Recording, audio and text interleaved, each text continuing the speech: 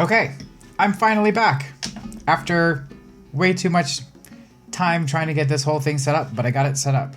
I have, well, I would show you, but I don't want to mess up my webcam position. But look, just a giant pile of Legos.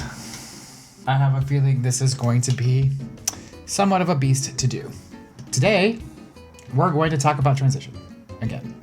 And we're going to talk about my 4-month check-in. So basically, what I've been going through the last 4 months. Today, I believe, marks day 118 on HRT. And we're going to break this up into a few categories. All right. First, we're going to talk about, we're going to split this up into physical and emotional. So we're going to start with the physical, and we're going to start with what I expected to happen, and then what I didn't expect to happen. And then same thing for the mental/emotional. And I'm also going to talk a little bit about my current hormone regimen and what my plans are for the future. Whatever procedures I've gotten so far, we'll talk about.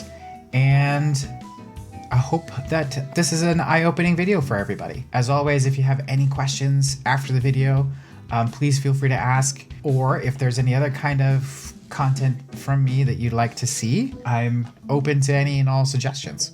So let's just get started. And as a reminder, we're making a dragon with her little hoard. See, little treasure hoard. But first, we gotta set the mood. We must build Legos with scented candles. Now this one is called Moonflower Nectar. I got it from the farmer's market at Crossroads. This wonderful lady was selling them, and it smelled just so good. Oh, divine. Look at it. It's got little pieces of lavender and a bunch of other stuff in there. Anyway, where did my lighter go? I'll be right back. 3 hours later. Okay. It's almost a shame. Excellent. And we have our poppy. We must stay hydrated. Prebiotic soda. Maybe if I get popular enough, Poppy will sponsor me, and then I get free lifetime Poppy or whatever. I don't know. I love this stuff. It's fucking delicious. Okay, ADHD is sending me all over the place. Let me focus. All right. So first, let's start with my hormone regimen. Right now, the only thing I'm taking is estradiol, so estrogen. And as I mentioned in a previous video, that's the only thing that it took to take my testosterone to undetectable levels.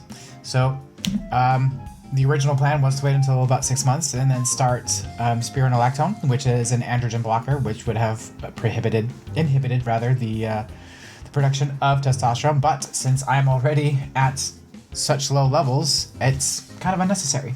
So eventually I may start progesterone in the future. We'll see. Ultimately, I guess that will be a conversation I'll have with my doctor in a couple of months. And then as far as procedures go, the only things that I have done so far is laser hair removal and electrolysis on my face. As for the future, regarding procedures, the biggest one on the horizon for me is facial feminization surgery. However, I am going to wait about a year to see how HRT shapes my face and then kind of go from there. Let's get started. Oh, for the dragon, they split it up into bags. They don't just have you pour it all out at once. Wouldn't that have been nice to do first? Oh well. Well, if anyone knows me, you all know I tend to do things wrong first, and then I do it my way. Luckily, I deconstructed everything, so it's marginally organized by color. All right, let's start with this. Things that I expected to happen were softer skin, some minor face changes due to fat redistribution, decrease in my strength and muscle mass, which surprisingly hasn't actually happened all that much. I think the most amount of strength loss came because of my hospitalization and everything that came after that. Same thing with muscle mass. I haven't really noticed a whole lot of loss of muscle, which is always cool. I expected hair growth to slow. I was hoping that my receding hairline would start to come back down, because some trans girls will start to grow little wispy baby hairs here and here where they have some loss. But that hasn't happened to me. Sad. But that's okay. That's what Rogaine is for. Or wigs. Or just hair in general. Let me see if I can find this last one. Of course not.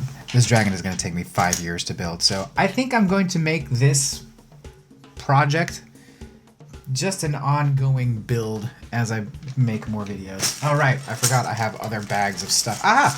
And it has the piece I was missing. Fantastic. Remember, always check your resources. All right. Oh, one more little gold doll, little gold thingy here. Things that I didn't expect. I didn't expect the changes to my face to be so noticeable. For those who saw the before and after pictures that I posted on day 75, that's been pretty cool, honestly. Let's see, what else? Oh, I went bra shopping the other day for the first time because breast buds are developing, which also happened a lot sooner than I thought was going to happen. I thought that wasn't going to happen until closer to 6 months, but nope. For me, the development started almost within a handful of weeks, I want to say. You know, the sensitivity, girls who went through puberty, you know what I'm talking about. It's a trip. You know, I've mentioned it to people before, but you know, when I was thinking about my transition goals, I mean, the biggest thing was kind of trying to reshape my body to be a bit more hourglass, to have, you know, that booty that I'm building. It's coming along quite nicely, by the way. I wasn't expecting boobs to happen as fast as they did, and I didn't really have them very high on my goals for transition anyway. But now that they're here, I don't know, I'm kind of excited about it. At first, I was really nervous and kind of scared, because it's kind of one of those like, oh shit, it's real now moments. And once I kind of got over that initial shock of like, oh my god, they're growing, now I'm just like really excited. And then when I went to go bra shopping, it was such a wonderfully affirming experience for me. And I'm gonna shout them out because the woman who helped me, God bless her, I can't remember her name, but she was wonderful. She had her sister also is trans, and so when I went in, she was right away ready to help me and size me, and it was such a delightful experience. She's so cool. So if you want my recommendation on where to go bra shopping, Soma, and the bras are just great so far. I mean, I don't know what constitutes a good bra and a bad bra yet, but as far as I can tell, they're comfortable. Let's see, what else? Weight loss. I've talked about this before. Weight loss is harder. It's more complicated. Did I do this right? No, I did not.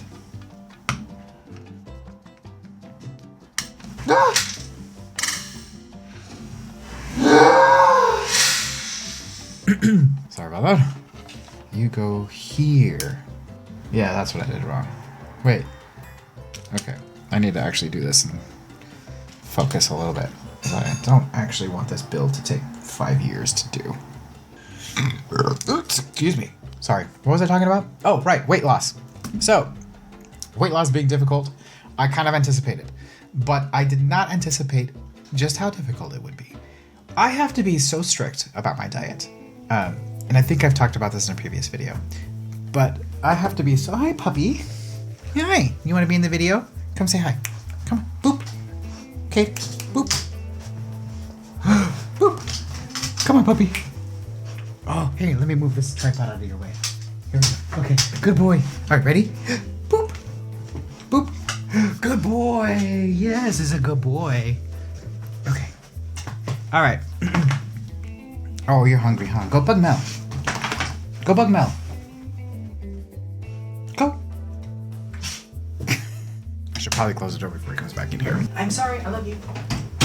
If I'm not super on top of how I manage my food and all of that stuff, then it's like I lose a pound after a week, and then like I eat at 9:30. I have like one tiny piece of mamba And then the next day I've gained like 3 pounds of water weight. So, hooray. So that's been really frustrating. I am dropping weight still. I was at 170, I'm down to about 165-ish. But if I'm being totally honest, I think I was telling Katrina this the other day that I don't actually know what my real weight is because it fluctuates so much throughout the day. But it's been eye-opening, the struggle. You know, I always say, and most men always say, it's just calories in, calories out, bro. Which is ultimately true at the end of the day, but there's a lot more to it than that, as I'm coming to realize. So, I thought weight cycling would be the easy part of this process, and it has not been. And let's see. What else didn't I expect? I didn't expect my wrists to get smaller. They actually got smaller. Like, I have to notch my watch an entire setting tighter. That's wild. My feet went down a half step. And that was, I think, in the first 2 months. I can't remember. It was really fast. So that kind of took me by surprise. So that's kind of cool. Moving on to the next section. Emotional changes. To be honest, I had no idea what to actually expect as I started this transition in terms of what would happen to me mentally. From what I can gather, it's different for pretty much every trans girl or trans person. You never know how hormones are going to rewire you. And that's been the biggest wild card for me. Now, the good news is that it's been largely positive. I've talked about this before, in a previous video where I said, I feel happier, I'm more at peace, I feel so much more like myself, and like I can finally let me just be me. My inner little girl is so happy she finally gets to come out to play. And that's been truly the greatest thing. When as I've been in therapy and I talk to my therapist, I remember very distinctly when she told me to picture my inner child doing an exercise that we were working on. And for the first time, I struggled to picture myself as a child. Not because I don't know what I looked like, because I can just go up to any of these old kids, my childhood photos and look, but to visualize myself in those pictures, I couldn't do it. And it wasn't until I actually pictured myself as a little girl that the picture came into focus for me. And I ugly cried. I do a lot more ugly crying now, by the way. But no, I ugly cried. It was such a powerful moment for me to realize that I can envision myself as a little girl. And that was huge. I don't know how else to describe that kind of revelatory feeling. So that has been really cool. Another thing that estrogen has done for me is given me a little bit more space emotionally to react. So similar to how I felt when I was on antidepressants. What's next? Right, 2 of these pieces. How many do I need? I need 2 of them. Yeah. Fine. Mix them with the reds. There we go. No, I don't need the dots. I need these thingies. So I get a little bit more space before I react emotionally. But there's a caveat. I'll get to it later. What else? I find myself tearing up at everything now. It's like, oh, there's a cute cat. Oh, well, now my tears are starting to well. Oh, I just saw a really heartwarming proposal video on Instagram. Oh, well, guess who's crying now?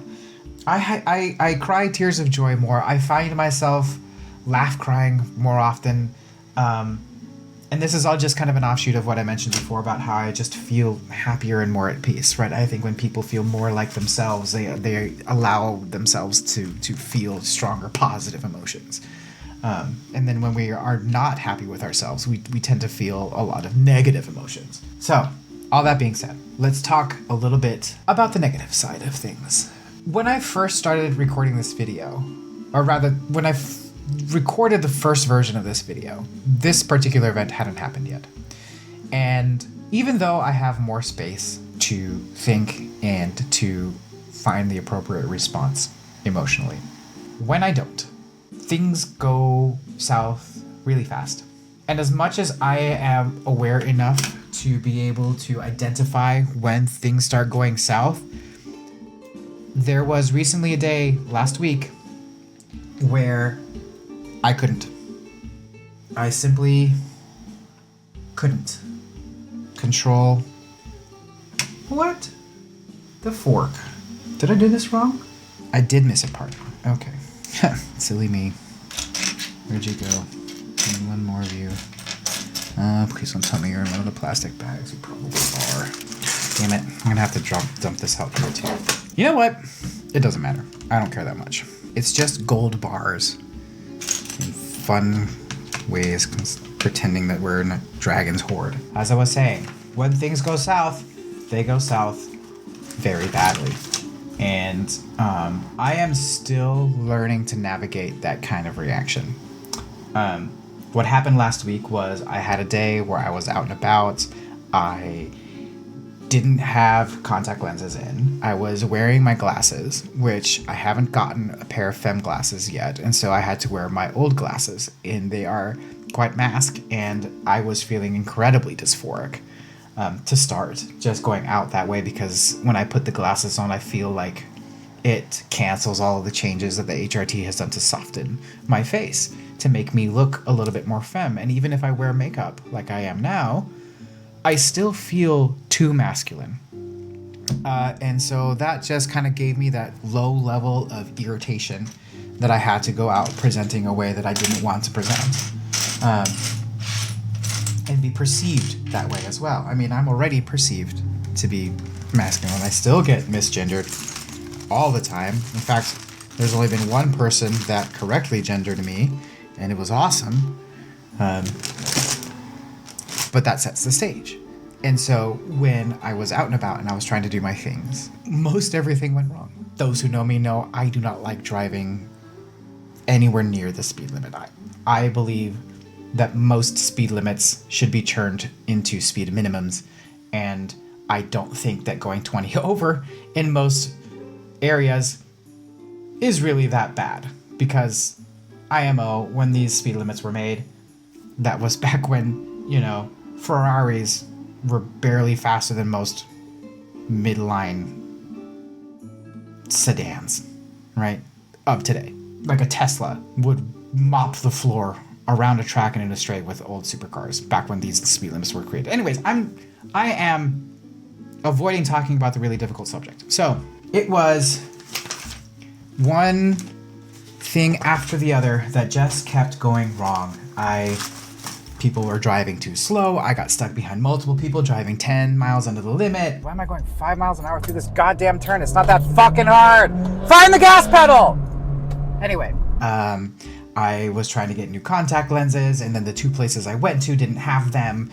I can't even remember what other small details that went wrong that day, but suffice it to say, none of them were life-altering or life-changing or life-anything problems. But there were so many back to back to back that I literally at one point started to question whether or not I was on the fucking Truman Show. Like, I was sitting there thinking to myself in the car, screaming at everybody, going, am I being pranked? And ask Megan. I was texting her throughout the day. She will tell you I was fucking unhinged. Just insane, out of my goddamn mind. Oh, it was embarrassing. I am thankful that I was not really one of those people who would say shit like, oh, are you PMSing? Oh, are you being hormonal? I've always felt that when women overreact, and even if it is a PMS situation, or even if it is just a hormonal whatever day, that it all comes from a place that's of reason, of a reasonably angry position, right? Like, yes, something went wrong, and yes, it's something you should be upset about, and then I always thought that the reaction is quite heightened, and that's proven to be true. However, I did not anticipate just how little control I would have over it once that fucking momentum starts. Because once that momentum started, I really, really sat there and I thought to myself, I'm being pranked. Somehow, some way, somewhere, somebody with too much money and an axe to grind against me fucking specifically was out here orchestrating things to my detriment because reasons. So that's how that went. That's how that day went. The other negative side effects, and this is more of a general negative thing about transitioning in general, is I did not anticipate how many of the things that were easy for me are difficult now. And the biggest example of this is swimming pool locker rooms. The kids have swimming lessons twice a week, and I have to go with them on a day that Liza's working. I have yet to go into the women's locker room because I have seen the rhetoric of people couching their homophobia under the guise of we must protect our little girls. I remember Pizzagate. I remember some guy thought that a ring of pedophiles was operating out of a pizza shop and he went and shot the place up. That's what I think about whenever children are involved and it comes to my transness. Because I know that there are plenty of people who are motivated enough to seek lethal harm on someone that they think is a threat to their children. I'm not any different. If I perceived my children to be under some kind of mortal threat, I would react in kind. And why the fuck can't I find this last little cone? It's gotta be here somewhere. I have to dump it all out. So it is an incredibly nerve-wracking experience to go to the pool with the kids. I used to love the pool. I love water in general. And it feels a little like I have been robbed in a sense of that. I have been robbed of the simple joy of going to the pool because of what I have to consider now. I have been robbed of the simple joy of going to the bathroom in public. And I understand that I have done this by choice, sort of. As a friend of mine said, transition isn't really a choice, it's a survival mechanism. But it's the little things that I took for granted that keep cropping up that I don't appreciate how much more difficult it is now. I already had some kind of experience with this just being Latina in general, right? I mean, the first time I experienced discrimination, finally found it, was when I moved to Washington State and I was the odd one out, right? I was a brown kid in a white neighborhood. I already had some experience with being a marginalized person, right? My whole life I've been the other in the state. I'm already used to kind of walking on these social eggshells, so to speak. I've been harassed by cops for crossing the street slightly earlier than they're happy to. And also while I was on my way to court mandated fucking public service, right? Community service. I've been thrown in jail for offenses that other people and friends of mine either get a slap on the wrist, they get a warning, or they get a ride home, or they are given the time to call a ride home. And I'm talking specifically about my DUI. I have had my drive his car into a lake, blacked out drunk, cops called him an Uber. Didn't send him to jail. Meanwhile, I forgot to pay a speeding ticket. I'm sorry, not even a speeding ticket. I forgot to pay a fucking seatbelt ticket. I get thrown in jail for driving with license suspended in the 3rd degree. So, now I have found myself in a position where I've almost doubled down on being a marginalized person. So I just get really, really nervous about a lot of things because not only am I trans, I'm a person of color who is trans. And that is kind of a scary place to be. The world in general feels scarier to me now. I am thankful that I live where I live, that I have the support network that I have, but I also know that luck isn't infinite and it can run out if I'm not careful. That's what I worry about. I worry so much about my luck running out especially when my kids are with me. Because if somebody thinks that they're entitled to protect my kids from me, then what happens? So I don't go into the women's locker room at the pool because I feel like that's probably the most likely place someone is going to confront me about it. And I hate it. I do. I really hate it. I wish I didn't have to experience this. I wish that this government didn't choose to pick on a population that comprises less than 1% of the entire national fucking count. And I wish I didn't have to be scared. And I wish that I didn't have to be twice as vigilant as I was before. But in spite of that, I think we've seen how stubborn I can be and how motivated I am to just say, fuck 'em, to a degree. I can't be completely laissez-faire. I have too much to lose now. I have way too much to lose. I have my family to lose. I have my life to lose. I have this new identity of mine that finally feels like the full version of me, and I don't want to lose that. It's precious to me. I have worked so fucking hard for the last 40 years to get to where I'm at now. And I absolutely fucking refuse to do anything but just be me now.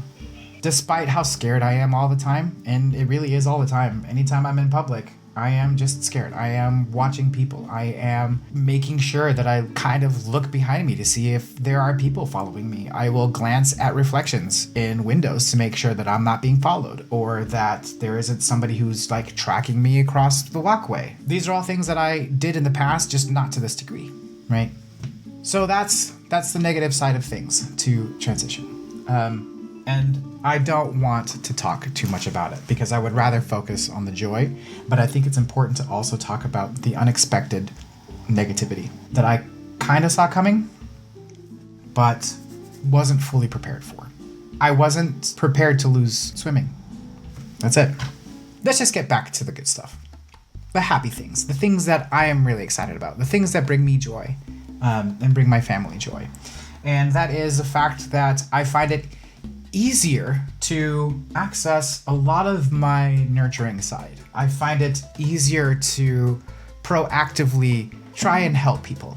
I just find it easier to take care of the people that I care about, and even just strangers, right? I find it easier to do that. Before, I would always think to myself, oh, I should probably help that person, but then I didn't. But now, I don't know. I just have a stronger urge to help people, to take care of them.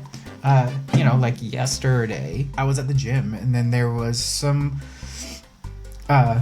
older woman. I'm never gonna guess her age, but she was pretty up there, struggling to read the phone number on the door of the gym because the door is locked unless you have a key fob. And she was trying to call to get into the gym, and I was on the leg press machine and doing some exercises, and none of the staff were close by or answered her, and so I just kind of got up and let her in because, I don't know. In the past, I wouldn't have done that. I probably would have been just like everybody else and just gone about my business and waited for the staff to open the door, but I just felt compelled to help. I feel compelled to compliment people in a way that I've always felt compelled to do, but now I feel safe enough to do it. Like, I have never looked at a person and thought to myself, oh my gosh, I'm going to compliment them and then they're going to go out with me. No, I've always wanted to compliment people just because I think that they're pretty, or, pick whatever compliment I want to shoot their way. That's been great. Like, it's easier for me to handle Mel and his emotional dysregulations. So when Mel gets really amped up, I find it easier to either remove myself from the situation or help him along with it. Now, again, as we talked about with the negative, when things go sideways with Mel, they tend to go sideways pretty fast and pretty hard. So I have gotten really good at knowing or at identifying when my emotions are about to match his really heightened emotions, and I'm able to step away. Like, me and Mel haven't really gotten into a huge blowout fight since I started HRT. We've gotten close, but my relationship with both kids now is just so much better than it ever was. Even though they're still kind of about the transition, I think the fact that I am just more at ease 90% of the time has helped a lot. I asked Mel point blank the other day. I asked him if he thought our relationship had gotten better. And he asked for a little bit of a clarification, so I gave him some, and I said, well, do you think, that me and you are getting along more? Do we fight less? And he goes, oh, yeah, 100%. He was like, yeah, totally. Our relationship is way better than it was before. And that, I think, says everything. I guess that about covers the 4-month check-in. Kind of a longer video, I think. But lots of really cool stuff has happened, over the last 118, 19 days, I think, whatever it is I said earlier. And yeah, that about covers it. I think that's it. So if anyone has anything else they'd want me to talk about or anything they want to ask about this whole transitionary period, we can chat. I've also thought about doing kind of like a live hang / Q&A sesh sometime. Maybe I can do another, like a video with me and the kids, and they can talk to you about how they feel about my transition. Or whatever it is that you want to ask them. I know Genevieve wants to be a YouTuber. It's just adorable. She sits there and she records videos for herself like she's a YouTuber. She'll be like it's adorable. So she would be thrilled at the opportunity to be on camera, and as you can see, anytime she has an opportunity to photobomb, she photobombs. She's so ready to be in the limelight. Anyway, that's all. Thank you all for tuning in. I'm going to start incorporating a little bit more Spanish in my videos just because I am feeling like really attaching my heritage back to this. So, hasta luego. We'll see you next time. Adios. Adios.